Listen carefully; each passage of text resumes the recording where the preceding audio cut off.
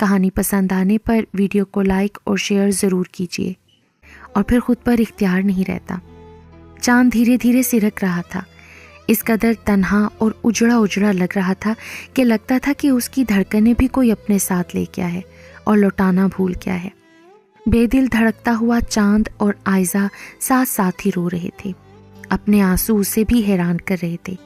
میں نایاب کے لیے رو رہی ہوں؟ اس کے بعد اس کے آنسوؤں میں تیزی آ گئی تھی جب اسے یاد آیا تھا کہ اس کی وجہ سے وہ ایک پورا دن تایا جان کی ڈانٹ کھا کر بالکل چپ چاپ رہا تھا۔ مومانی اور انس گھر آ رہے تھے، گھر کا اکلوتا داماد آنے والا تھا۔ امی کا بس نہیں چل رہا تھا کہ وہ آسمان سے چاند ستارے توڑ کر لائیں اور راستے میں بچھا دیں۔ امی نے آئزہ کو اچھی طرح سے تیار ہونے کا کہا۔ ڈریسنگ ٹیبل کے سامنے کھڑے کتنی دیر ہو گئی تھی، اسے پتہ بھی نہ چلا کہ کتنا وقت گزر گیا۔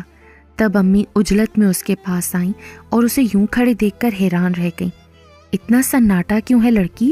انس آنے والا ہوگا، سی گرین شلوار سوٹ کا کہا تھا تمہیں، وہ ابھی تک پہنا کیوں نہیں؟ وہ براہ راست آئزہ کی آنکھوں میں دیکھ رہی تھی جہاں ویرانوں سے بڑھ کر ویرانی پھیلی ہوئی تھی۔ کیا بات ہے مجھے بتاؤ، وہ نرمی سے اسے گلے لگا کر کہنے لگی۔ تب آئزہ کے آنسو ایک بار پھر بہنا شروع ہو گئے تھے۔ وہ کیا کہہ سکتی تھی کہ آپ نے بس شائستہ تائی کو شکست دینے کے لیے یہ سب کیا ہے۔ انہی کا نایاب اسے اپنی بھی جان سے زیادہ عزیز ہو گیا ہے، اتنا زیادہ عزیز کہ اب اسے اپنی زندگی بھی بے جان سی لگنے لگی ہے۔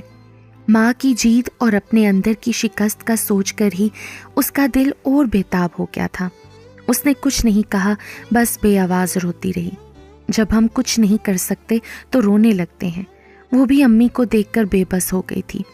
کل تک تو آئزہ بالکل ٹھیک تھی، شاید والدین سے بچھڑنے کا خوف رلا رہا ہے۔ انہوں نے یہی سوچا اور ہنس کر کہنے لگی، نائمہ، سلیمہ اور تم سب نے رخصت ہونا ہے۔ وہ تو ایسے نہیں روتی بلک بلک کر بچوں کی طرح، بس ایک نایاب ہے، ماں کا چمچہ جو یہیں رہ جائے گا۔